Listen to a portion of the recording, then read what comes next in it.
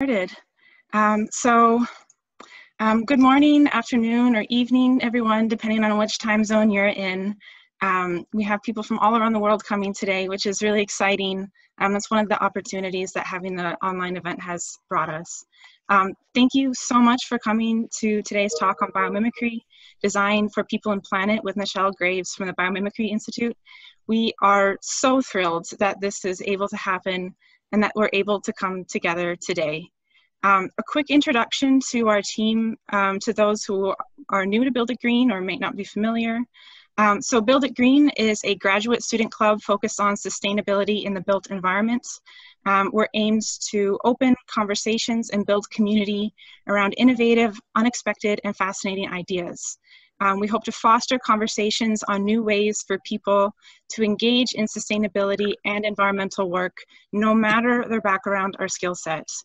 We're based out of Columbia University in New York, though our events are always inclusive and open to all. I really mean that, everyone. Quick housekeeping, please mute yourself if you are not speaking to avoid background noise. Please also feel welcome to ask questions throughout the talk as they come up by unmuting yourself or writing in the chat. I understand that Rebecca is here today to help answer questions, so you feel free to ask questions in the chat and she might be able to respond. And also just a quick introduction to our speaker. We could not be more excited to introduce Michelle Graves, who's the director of the Global Design Challenge in Launchpad at the Biomimicry Institute. Previously, she worked as a program manager for the Institute's two entrepreneurship programs, the Biomimicry Launchpad and the Ray of Hope Prize competition. In addition, she has designed, marketed, and led expedition cruises to remote corners of the world as the director of expedition development for National Geographic. She's also worked as a naturalist in temperate rainforest of Southeast Alaska and desert islands of the Gulf of California, Central America, and across the Indo-Pacific. Also, which is also very inspiring, she sailed a 38-foot sailboat from the Pacific Northwest to New Zealand via California, Mexico, French Polynesia, and Tonga, which must have been a wild ride. She holds a master's degree in ecology, or a bachelor's degree in ecology and evolutionary biology, and a master's degree in marine biology. I want to give a warm welcome to Michelle Graves, and we're so lucky to have her here, and I'm just really excited for this. And also, Rebecca, if you would like to introduce yourself as well. Hi everyone, my name is Rebecca Carlson. That was a great introduction to Michelle. I'm not going to give anything nearly as long about myself or nearly as detailed, but I manage the Global Design Challenge. So I do a lot of the behind the scenes stuff on the Global Design Challenge at the Biomimicry Institute. And as Caroline said, I'll be around just to, if you have questions during it in the chat, feel free to just plug them in and I'll answer them as best as I can during the call. Or yeah, you can unmute yourselves as well and we can address them that way. But we're really excited to talk to you all today and looking forward to the dialogue.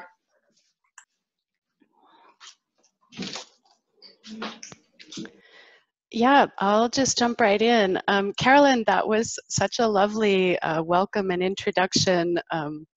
I hadn't expected that. I just have to tell all of you that I am so inspired by the work that you're doing, and I'm really excited to present to you today. I'm hoping this will encourage some conversation. Also, maybe provide a little bit of information and inspiration for all of you to sort of think about how you could incorporate biomimicry, biomimetic design into your work, sustainability practices, etc. I spent, as Carolyn mentioned, I spent the bulk of my career learning about nature. I studied biology, I worked as a naturalist, I've traveled to many biomes on the planet. I feel incredibly fortunate. I've came to biomimicry and understood that we can actually learn from nature in service of moving the needle, creating systemic change. So I'm going to dive right in. Let's Bear with me for technical challenges. Carolyn, I'm going to try sharing my screen here. And if you guys will let me know if you can see my intro slide.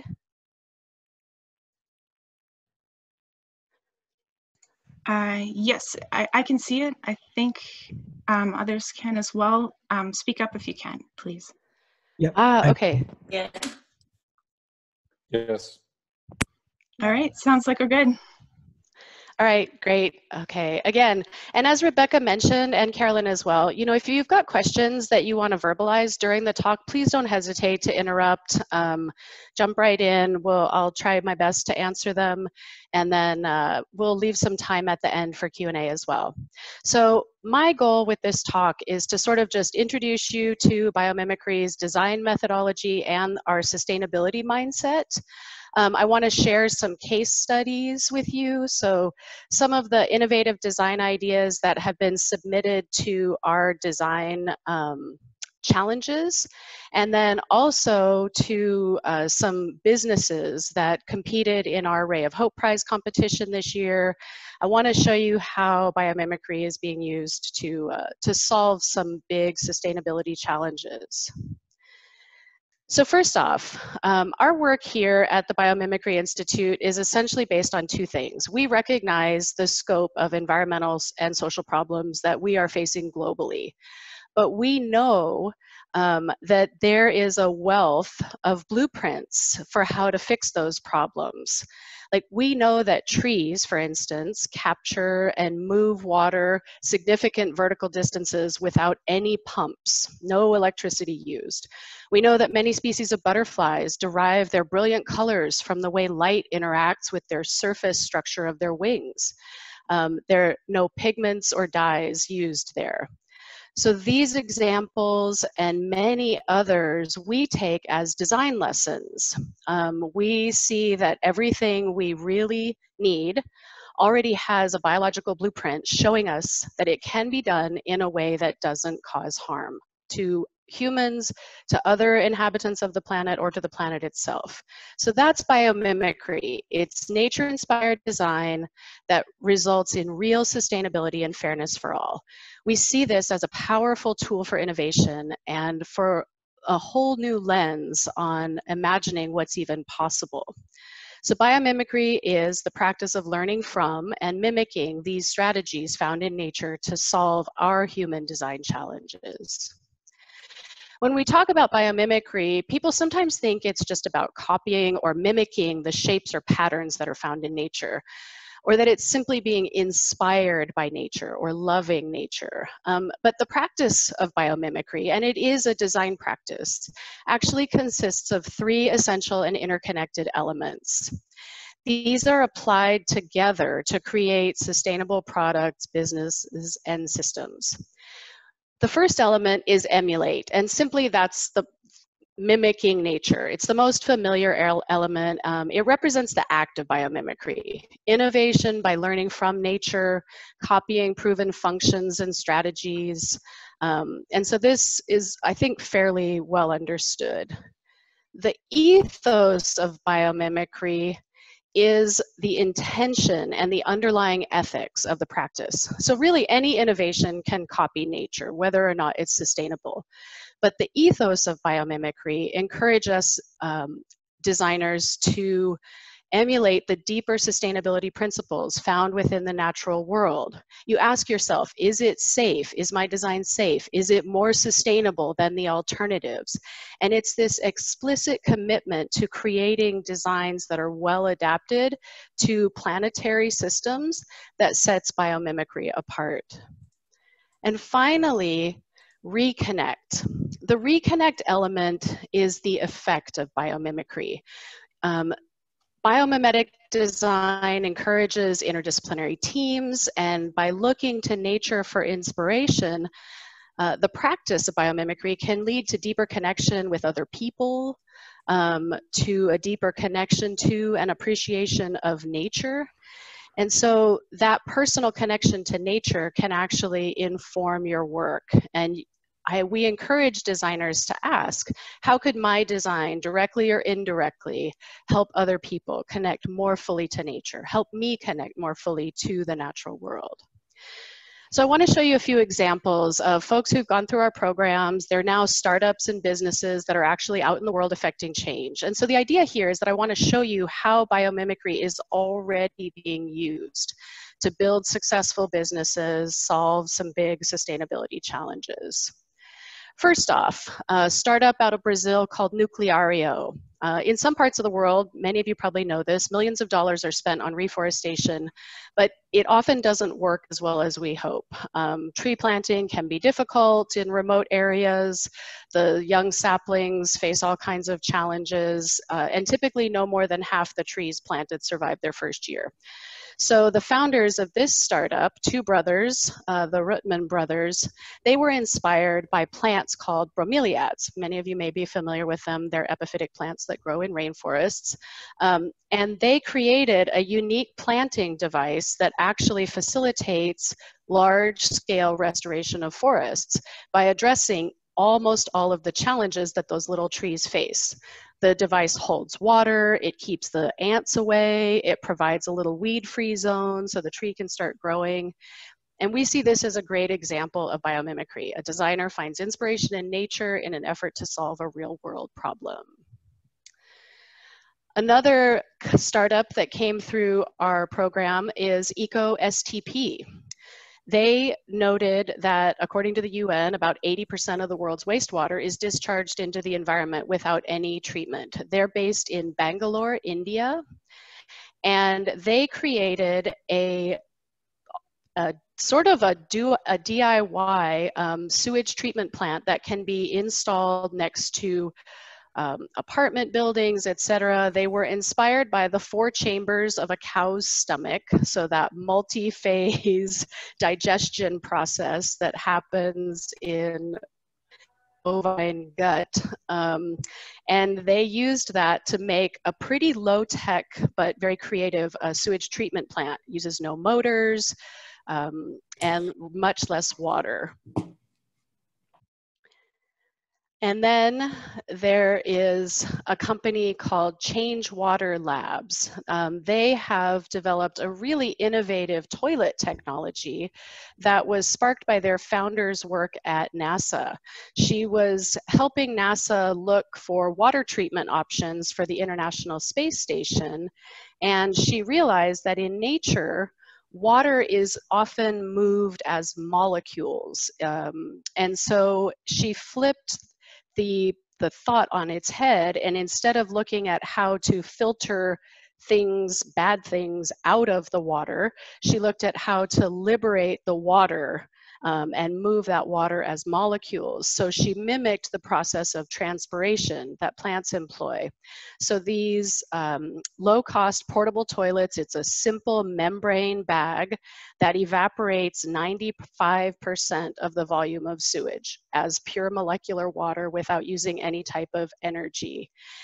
She has started a pilot project in Uganda where these toilets are able to be dropped into what we see as kind of an outhouse type system, and it's having great success.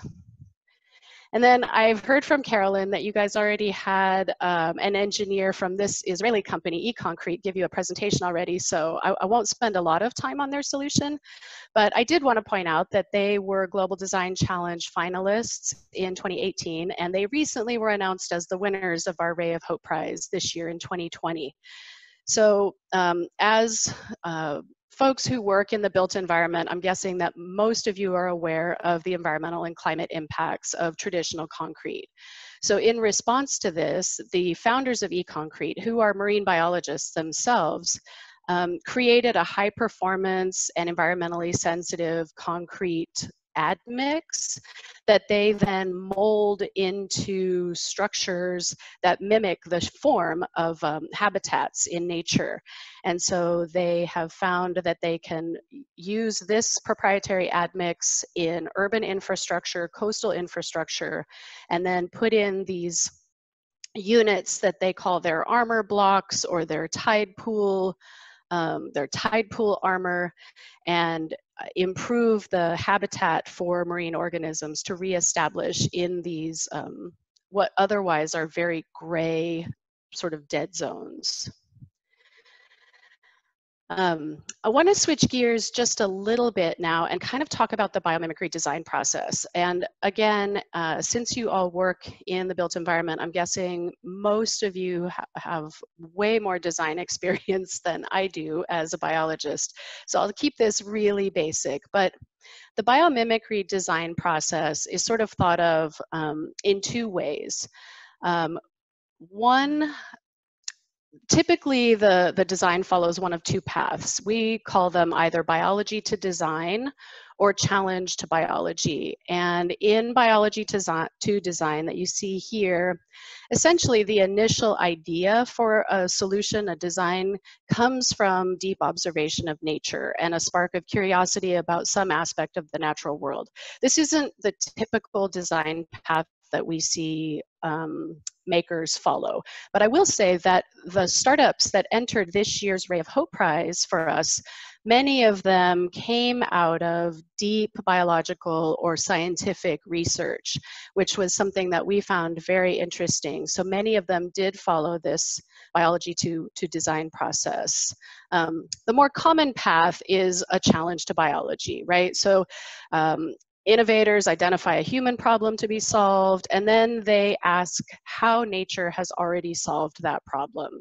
And the biomimicry design process is shown in this design spiral, and that is really just meant to serve as a reminder that the process isn't linear, it's iterative, the steps are interwoven, and that you're encouraged to revisit each of those steps by making what we call multiple laps around the spiral.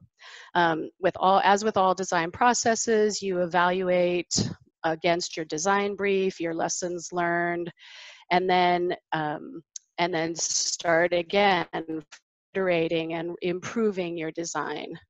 So a unique aspect, though, of biomimetic design, and this goes back to the 3 elements that I spoke about earlier, is that you also evaluate against the sustainability principles that are embodied in that biomimicry ethos. So doing this helps ensure that sustainability always stays at the forefront of your design. We see biomimicry acting as a bridge between biology, understanding of how nature works, deep understanding, and design. And so we work to translate biologists' understanding of nature into design applications. And of course, as with any design, the more clarity you have around defining what you want your design or product to do and the conditions in which it will perform, are really essential steps in the biomimicry design process, because that is what's going to help you identify the relevant biological strategies that you want to emulate. And this is just meant to be a reminder that oftentimes when people think of mimicking nature, they just focus on the form or the shape. We see a lot of design ideas with this honeycomb, hexagonal shape. But we encourage designers to think more broadly and deeply and recognize that you can also emulate systems level connections or processes that are found in nature, as Changewater Labs did with their biomimetic toilet. So just really not just focusing on those physical forms, but thinking bigger, systems level, processes, etc. Again, switching gears just a little bit, I want to introduce you to the Biomimicry Global Design Challenge. Frankly, in hopes that some of you might consider forming teams and entering our design challenge, we're just getting ready to launch the 2021 challenge here next month. So the Design Challenge is one of our core programs here at the Biomimicry Institute, and it's designed to provide the participants in the program with the opportunity to actually do design, not just study it, but to really work through the biomimicry design process. And our ultimate goal is to inspire next generation of sustainability leaders. So, and also generating some sustainable and innovative ideas that address the challenges that are identified in the UN Sustainable Development Goals. So our design brief explicitly asks participants to create a nature-inspired innovation. It can be a product, a service, a system, anything really that aligns with one or more of the UN Sustainable Development Goals. And we recognize this is a pretty broad design brief, but our hope is that we're gonna spark some thinking that's relevant in local environments, etc. A few notes about our participants. So we've been running the program for the past 5 years. We've had about 3,500 people from 53 different countries that have submitted projects to the challenge. Over the past 2 years, we've seen a doubling of the number of submissions that have come in, so the program is definitely growing. And just a couple of highlights from our this past year's challenge. We conducted a survey and over 90% of the participants reported a positive impact on their problem solving and critical thinking skills, their creativity, and for me, this was a very interesting one, their sense of agency. So I think biomimicry is a very hopeful, has a very hopeful message, and it really helps bring home the point that you can make a difference. And then also an understanding of sustainability concepts and an interest in sustainability. So I wanted to take just the next few minutes here and sort of show you the breadth of ideas that come out of our design challenges. Remember that everything I'm about to show you, none of them are real functioning products or businesses out there in the world. These are just great examples of how makers, like many of you, can learn from nature and come up with creative, sustainable solutions. So the first solution I'd like to show you was designed by a team from Colombia. They were participants in last year's Global Design Challenge and went through our Launchpad startup training program last year. And they recognized that in many urban areas in Colombia, they're based in Bogota, and during heavy rain events, they realized that there was flooding that would happen, and they made the connection that in the Paramo habitat in Colombia, they don't see that water infiltrates the soil very quickly. So they started looking at plants called bryophytes to understand how they transported water, and they used that method of transporting water to create a multifunctional soil system. It uses 3 different geometric patterns that are found in those bryophytes and moves water not in a way that funnels it into pipe systems, but moves it more systemically. So it catches the water from a flooding event, manages it, slows down the flow, redirects it, and infiltrates it into the natural soil. And again, that they were just one of our participants in the, or one of the finalists in last year's design challenge. This year, we had a team that is based at the University of Utrecht in the Netherlands, and they mimicked the slender shape of stamens on a flower. And they also looked at the electrical and structural properties of a spider web and created an air filtration system that is designed to improve the health and livelihoods of rickshaw drivers in Delhi, India. So this filter is has electrostatically charged metal meshes that are designed to optimize the capture of the pollutants on those stamen mimicking pointy parts there, and that allows the driver of the rickshaw to breathe clean air. Team Floating Coconut were finalists in the 2019 challenge, and they tried to capture plastic pollution at the point source emitters. So they recognized that 8.8 million tons of plastic ends up in the world's oceans each year. I'm sure you guys have all heard the statistic that by 2050, experts are estimating that there will be more plastic by weight than fish in our oceans unless we do something about this. So they were inspired by the gill rakers of a manta ray, and mantas, biologists have recently discovered that the unique structure of the manta ray's gill raker system creates a filtration system that is extremely resistant to clogging. It can operate at very high flow rates.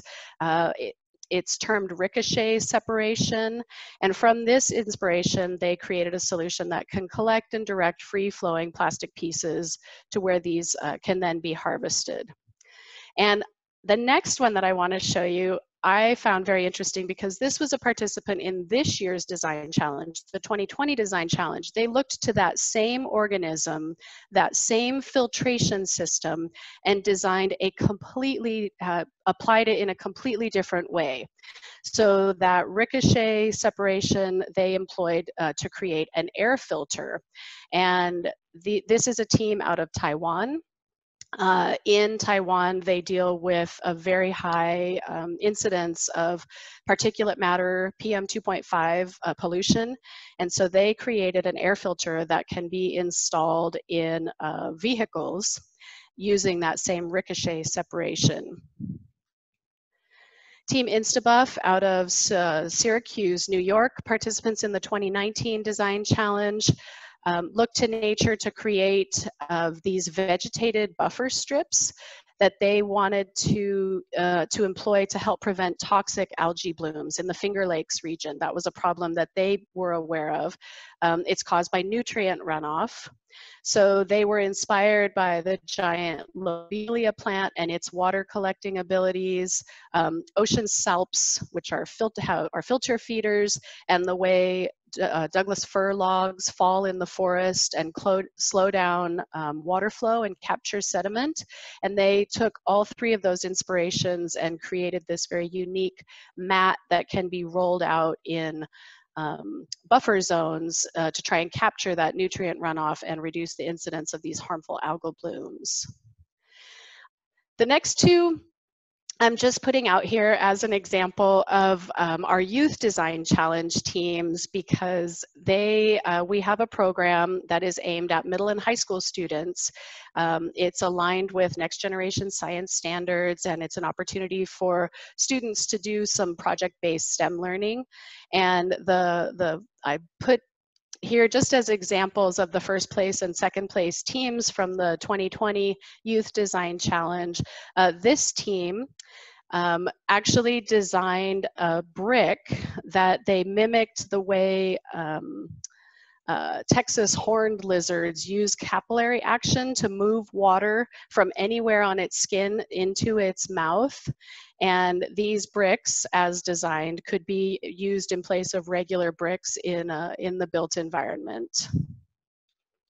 And then this team, A Concrete Solution, was the second place team in the high school category. They did some research on bamboo stems and pomelo, or big grapefruit peels, also honeycombs, and they designed a concrete barrier that they wanted to employ to encourage bicycling. So a way to address greenhouse gas emissions. I found it interesting because they put in a moss air purification system in the center of their barrier that is going to absorb carbon dioxide. Just some creative thinking coming out of these high school students.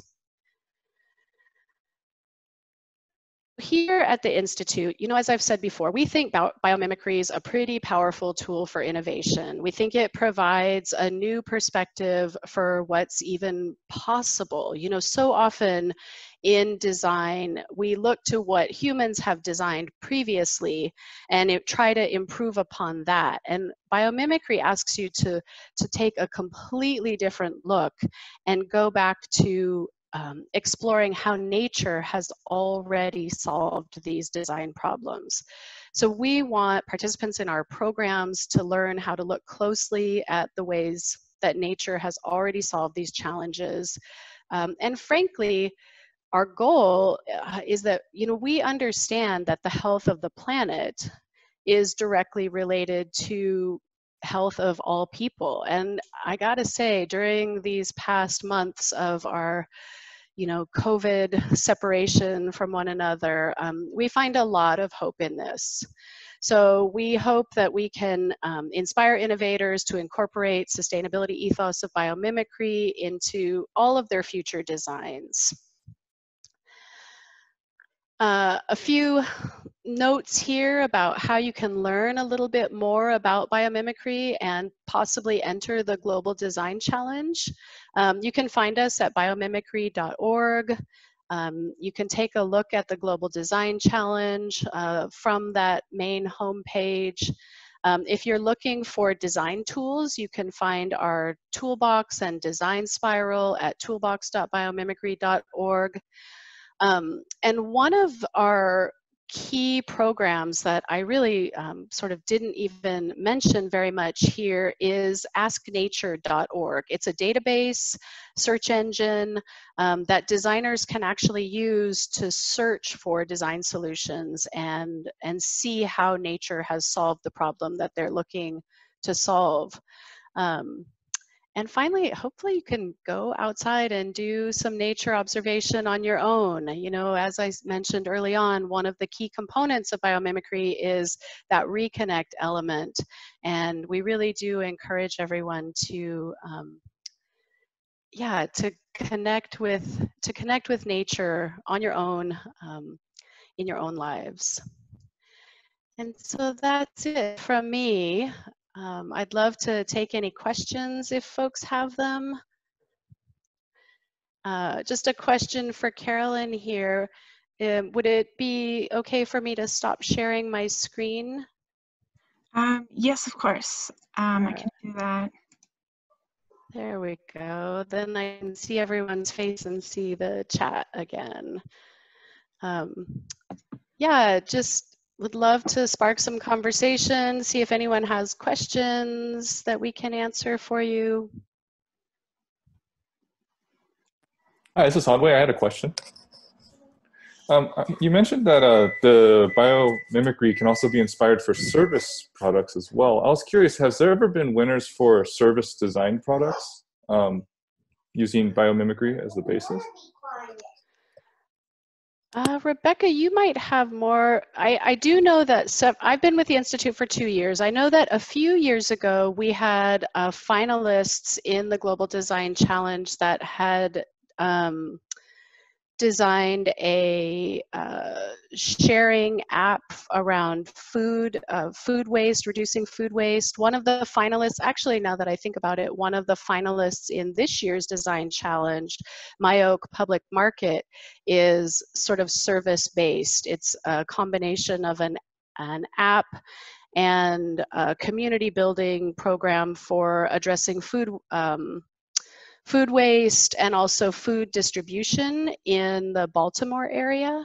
You might check out their solution. You can go to our website and look at the solutions gallery. Does that match? Yeah, I think so. I was just curious if it's like more biased towards products maybe in general that get recognized. I will say in the past, up until this past year, the Global Design Challenge was directly connected with our Ray of Hope Prize competition. And so there was a focus on products that could be commercialized into businesses. This past year, we made a switch in our programs, and now the Ray of Hope Prize is its own separate thing. So we're actively going out and scouting biomimicry startups. And so the design challenge is now focused on how biomimicry is employed in that commercialized aspect or product aspect has been taken out of it. I see. Thank you. From Molly. How pre-existing businesses and designs have incorporated biomimicry. I think if I understand the question correctly, how a established business might take this design principle and employ it in in their work currently. One of the best examples of this, frankly, is from interface carpets. And I realize it's a little bit of a dated example, but the founder of Interface Carpets, Ray C. Anderson, was really a pioneer in sustainability. Stop me if I'm telling you things you already know. But he sort of had, this is 25 years ago now, he attended some talks by our founder, Janine Benyus, and Paul Hawken, sustainability and environmental pioneer, and realized that his business was doing harm to the planet and dramatically shifted his entire business. He challenged his designers to come up with a way to design carpet that was more attuned to how nature might have done it, and that's where they came up with carpet tiles.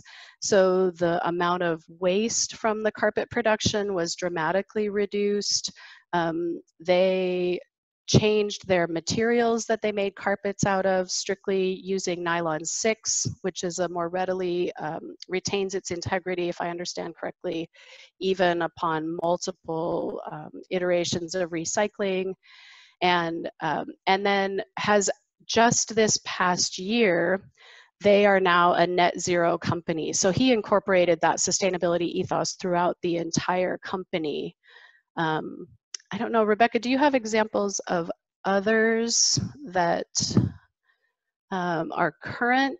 I'm trying to think of something that's a more current business.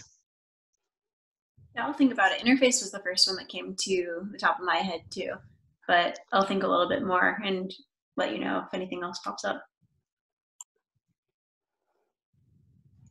One question that I got from the audience from someone who is on a phone right now and can't ask themselves is from Josh Herrig. He's asking, what, if anything, is stopping biomimetic technology from breaking through and scaling? There seems to be a gap between biomimicry invention and the implementation of that technology. For example, I've been hearing about wind turbines that mimic whale fins, but I have yet to see wind turbines with that technology. Yeah, Carolyn, thanks for that. It is a really great question, and I can just say that it's inertia. I believe at this point. I do believe that we are approaching an inflection point with the circular economy is now being spoken about much more widely. We're seeing adoption by green businesses. We at the Institute have partnered with GreenBiz for the last 2 years and their circularity conference to announce our Ray of Hope Prize, and we're seeing greater and greater adoption. There are just many entrenched interests that are barriers to adoption. I mean, there are barriers for any startup. Regarding the wind turbines that mimic the whale fins, we have recently come to learn that is not, the data on that was not quite what we thought it was. That said, we had a company that just came through our Ray of Hope Prize this past year that is employing biomimicry in the composite materials that may be, if adopted, could be a groundbreaking technology for wind turbines.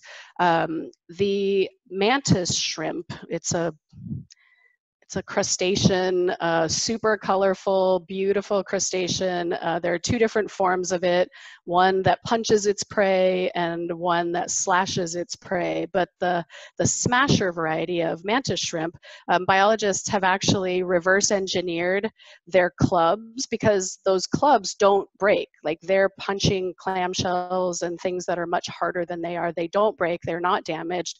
And so bioengineers have reverse engineered, looked at that the structure of that through scanning electron microscopy, et cetera, and discovered that it's the architecture, the way the chitin, the material, is laid down to form that shell that actually provides the durability and the toughness. And so they've taken that helicoid architecture and are now employing it in making composite materials. And if adopted, would allow for much lighter, really a ground breakthrough in lightweighting, and allow for much better generation of power in wind turbines. Sorry, long-winded answer there. Hi, Michelle. Thank you so much for running through your presentation. It's really great. I had a quick question. I came a little bit late, so I'm not sure if you covered this, but what I've noticed is that biomimicry, for the most part, covers products and services. But from a psychological perspective, is there anything that's been created or taken inspiration from biomimicry that has been used for, say, psychology or for community something of some sort, which is less tangible? You know, that is a great question, and one that we are seeing, hearing more and more. There is an organization that is sort of, I won't call them a sister organization to us, but a parallel organization called Biomimicry for Social Innovation. You might just check them out. They explicitly address how biomimicry can be used for innovating our social systems, etc. There's also a professor, Dr. Tamsin Woolley Barker, who's written a book called Teeming, T-E-E-M-I-N-G, about how biomimicry can be used in designing a business environment, building organizations, etc. I think the psychological aspect that we address most directly is the reconnect element. You know, we really focus on trying to bring that sense of how does this practice of learning from nature reconnect you to the natural world, help you remember that, you know, you're part of the ecosystem, we're not separate from it. But to date, through our design challenges, we don't see a huge number of solutions that are related to social innovation. I think maybe the design challenge is not, you know, it's not exactly the best format for coming at those solutions. So biomimicry design can certainly be used in that realm, but we just don't capture those ideas through our design challenges. Awesome, thank you. Oh, great. Thanks, Rebecca. I see that we're answering questions about the biotech. That's great. I also just wanted to point out another example of social biomimicry. Came out of South Africa. A grad student there started working with the South African Postal Service to basically take algorithms, swarm technology algorithms, and apply that to the way that the South African Postal Service delivers mail and packages, and was able to make it much more efficient, save a bunch of money. I believe the South African Post was going under, basically going bankrupt. We can relate here in the US. And this the way that they re-envisioned it, and were able to apply these algorithms to the way that their fleet delivered mail and packages, saved a ton of money for them. So that's another, it's definitely not a product. So thinking about services and the way that maybe things in nature can be applied to what we're already doing and how we're already functioning. I might just add, piggyback on that, Rebecca, thank you, that I know our team at AskNature.org is actively incorporating examples of cooperation, various social examples into the biological strategy pages that they're creating for AskNature right now, because we in the States are experiencing really a period of social upheaval. So we're actively looking at these examples. So you might just go in and do some searching around there as well. One of my favorite ones that has just recently been posting is about the way in which hermit crab communities find housing. So I encourage you, go to AskNature and check out the hermit crabs and housing page.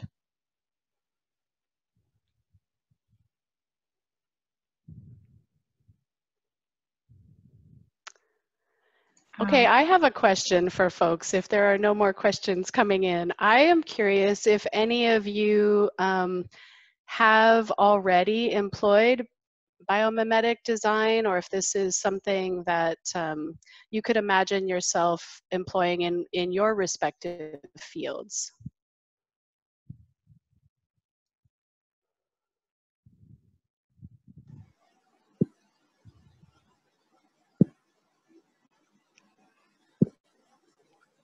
I can jump in. So I'm working with the mayor's office of New York City in their urban resiliency, social resiliency program. And we're always looking for biomimetic cooling concepts at urban scale, like street scale, building scale, and apartment scale. And so I really plan to look at AskNature and some of biomimicry.com's resources for heating and cooling resources. We have serious urban heat island problems, so anything helps. Yeah, that's great to hear, Julia. I do encourage you to check out AskNature. And also, if you take a look at biomimicry.org, a number of the designs that have come through the last few challenges, so look in our solutions gallery, have addressed urban heat island effect. I know one of the finalists this year designed, they're in Taipei in Taiwan, and they came up with a pretty innovative design for a green wall, sort of both noise reduction and cooling system that could be applied on the exterior of high rises. And then a couple years ago, we had a team out of CSU Long Beach that devised some external cladding for buildings that was designed to provide cooling.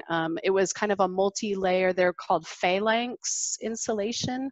You might check them out just to spark some ideas. Thank you. Awesome.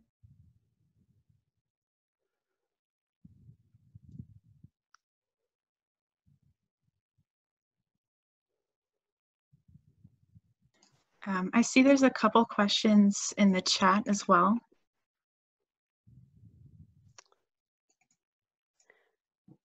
So there's one from Kevin Webb.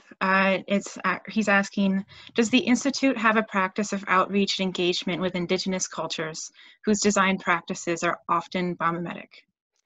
Kevin, that is such a good question, and it is absolutely an area that we are aspiring to be better at right now, but that we have not done very well to date. Yeah, kind of current, yes, so that's the short answer. It's on the radar, and we haven't been great at it so far.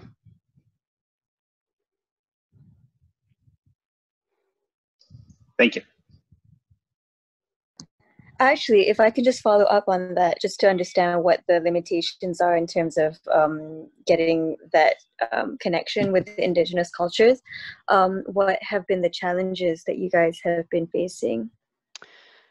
You know, honestly, it is purely bandwidth.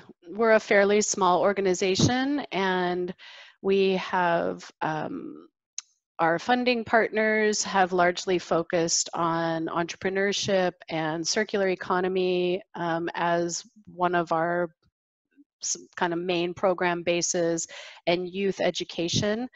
We are actively bringing on new staff at the moment, and so I'm not aware of previous outreach efforts, but if you have suggestions for how to succeed in that realm, please do pop them in the chat or send me an email at michelle.graves@biomimicry.org. Be very keen to hear that.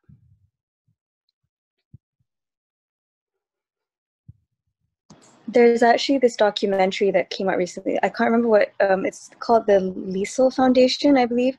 And they created a documentary about 12 elders from indigenous communities around the world and how they are trying to basically replicate and bring back indigenous practices in terms of making sure that they are building things that don't harm the earth. They're great. I don't know if that helps, but I just saw the documentary and I thought it was excellent. And if anyone else is interested, it's called The 12. Thank you.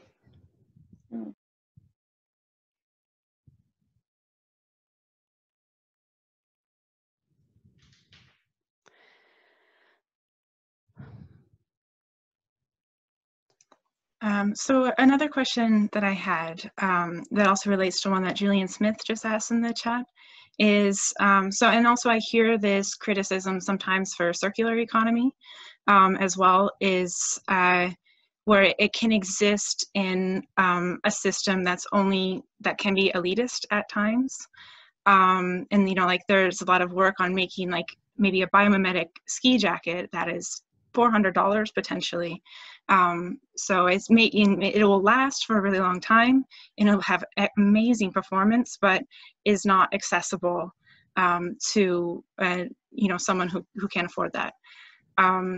Is there any, I know that there's a lot of systemic ideas in nature, and I know Janine Benyus once said, yeah, a trickle-down economy can't work, and just look at the circulatory system, which gives nutrients to every single last cell in the body in order to survive.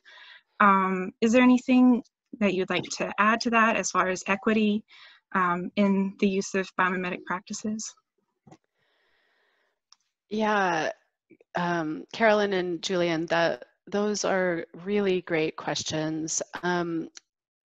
So yes, in nature, you know, you often, many of you may be familiar with mycelial networks, the way fungi, the very fine tendrils, the root hairs, so to speak, of fungi extend throughout a forest, and they actually interconnect all of the trees.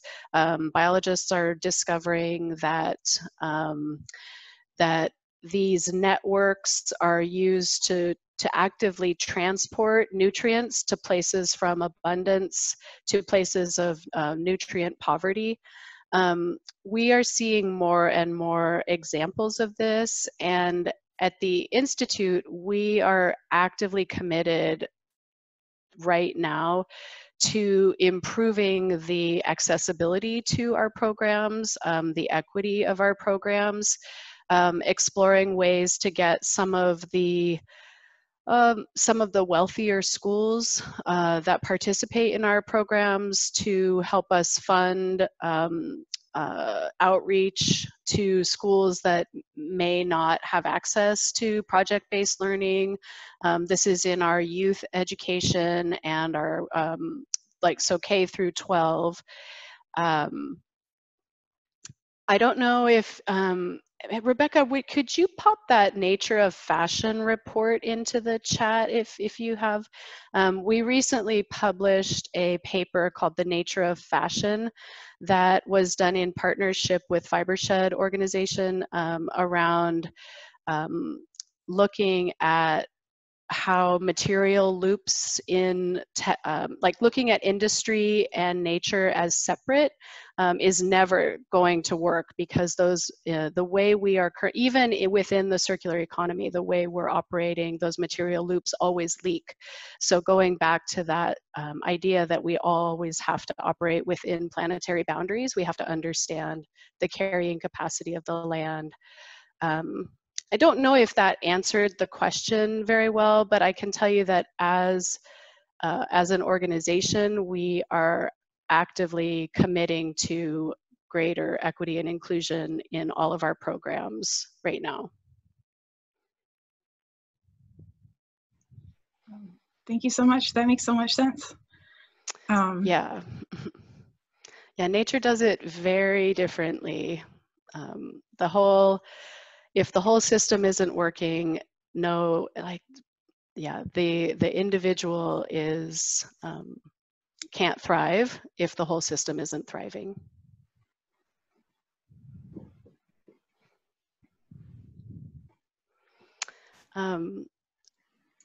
Yeah, I just want to take a quick minute and thank everyone for your attention, for your great questions, for your time, and really just for the work you're doing out there in the world.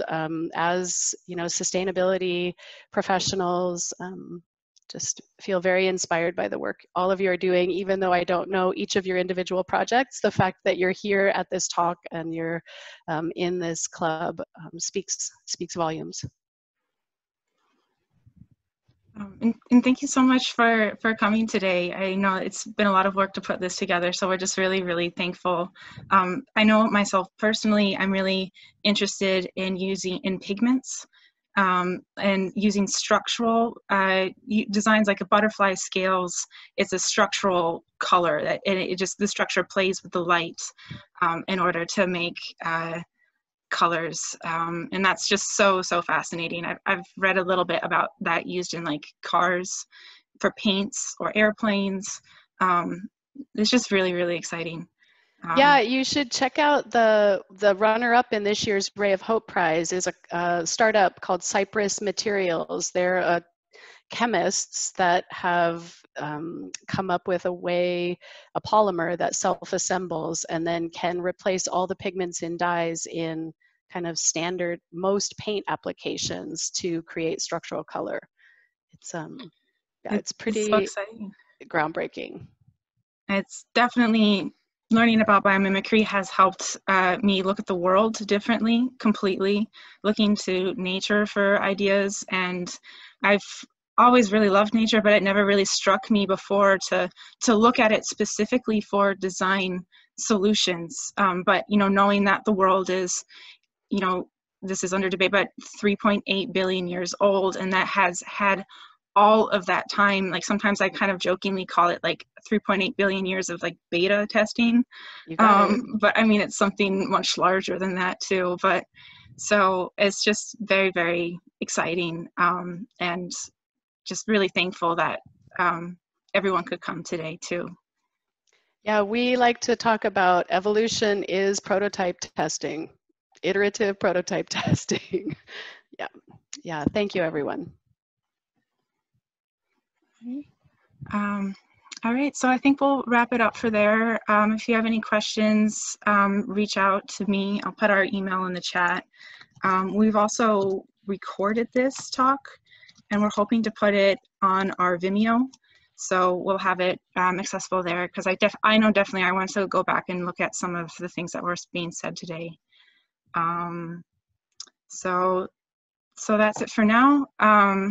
Thank you again so much. It's been such a pleasure. Yeah, thank you everyone very much. I just popped my email address in the chat, so please reach out if you have more questions or want to learn about the design challenge. Thank you.